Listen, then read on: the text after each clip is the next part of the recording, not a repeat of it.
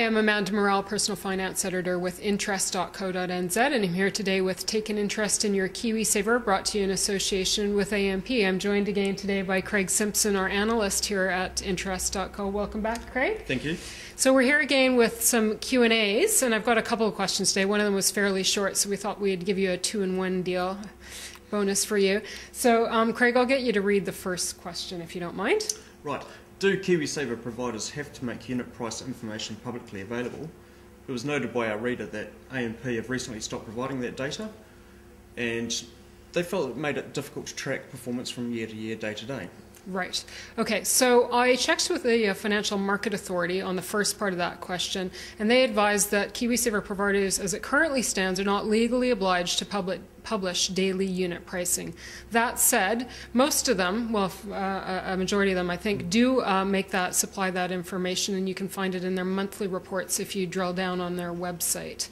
I didn't get a specific response back from AMP about why they stopped publishing daily unit pricing. However, I would remind you again that they're under no compulsion to do so. So it's not a huge drama, although the reader did suggest it made it more difficult to establish their performance. In your opinion, Craig, following daily unit pricing, is that going to give you a better insight into the performance of your provider or not? Probably makes you worry a little bit more about it. It is a long-term thing. Looking at it daily, it is probably not ideal.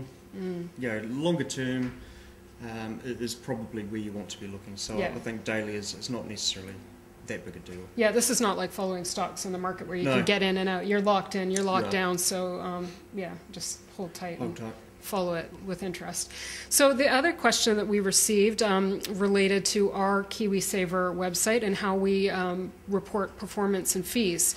So we're going to go to our website now just to kind of walk you through it to see what we've got on there and how we calculate it. So I'll let you guide us through that if you don't mind, Craig, as you're working with these numbers now for us. Brilliant. So we'll go now to our website.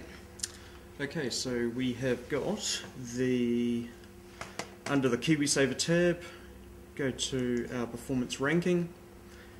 We had a question around the Mercer being the top fund there. So we'll find, if you come into Mercer, that'll be the top of the section under the default funds. And then we've also got them listed there in all their respective categories. So if you scroll down for us for a second before, and then we'll go back. So we've got the aggressives, growth funds. We've listed them with the highest risk sort of fund to start, and then gone down. Gone down the risk scale. Except for the defaults, which are all low risk funds. Okay. Gives you an idea as to what we cover. Some of the data wasn't available when we put this table together, and hence it's blank. As they become more available, we will publish those. Okay, so let's go back up and we'll go to Mercer now. Moving from left to right, what are some of our investors going to find here, and how is it going to help them? So we've ranked it 3, 2, 1 in terms of years, going left to right, and then the top ranked 3-year data is at the top, and it goes down to, in this case, the 5th ranked being the AMP default. What we've done for this data is take out all the fees, and using the returns that have been published, strip out all the fees. That's your management fees, your administration fees, trustee fees.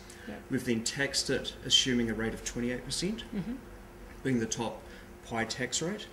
And that gives a worst case scenario for an investor on a 28% tax rate with all the fees stripped out. Okay, so this is a more genuine reflection of what you might be getting on the performance on your fund?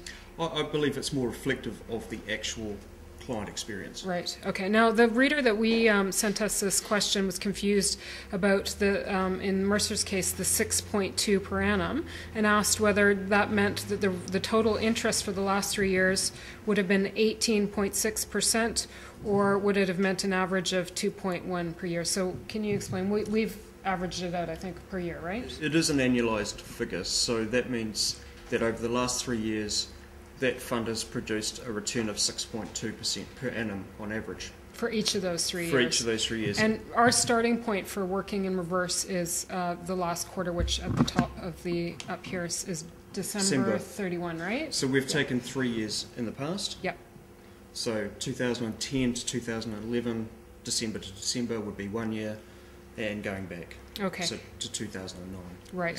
And 8. And what will the rank tell us to right? That's right behind that annual So 3, 2, 1. Over here on the say for the last 1 year, it's because it's ranked in accordance with the 3-year data. That may be different for the last year. Right. And in previous videos, we've discussed how Fisher went from number 1 to 15th.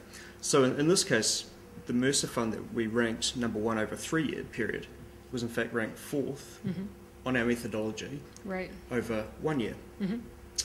The best fund over 1 year returned 6% for the last year, after tax and after fees. Right, and that is the most recent year, working backwards from December. It's not the first year that KiwiSaver was started up back in 2007. Some people can be confused about that. We're working in reverse order here.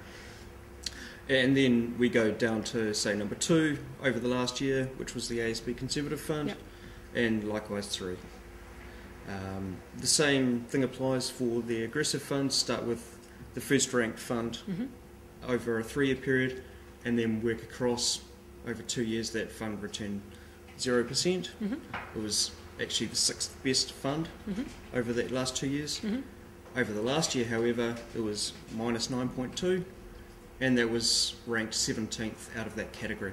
Yeah, so they had a bumpy year last year, and we explained why on one of our last videos. But if you look at the bigger picture, they've sort of done quite strongly throughout the past 3 years. Looking at the data we've got and the adjustment to the returns, taking out all the fees and the tax at that assumed 28% tax rate, there's a 4% difference between 1 and 2. Over a 3-year period. Excellent. Well, hopefully that will be of some value to our readers as they're trying to evaluate how their KiwiSaver fund has done relative to others out there as well. Just keep in mind that the Ministry of Economic Development is actually changing all the reporting requirements and regulations. It's all under review right now. It's uncertain when that's going to take effect and be rolled out, but any time between the end of the year and 2013 is what I've heard. So the whole system could be under overhaul, but for now this is the best that we've got, and that's all right. I'm Amanda Morrall, Personal Finance Editor with interest.co.nz, and this has been another issue of Take an Interest in Your KiwiSaver, brought to you in association with AMP.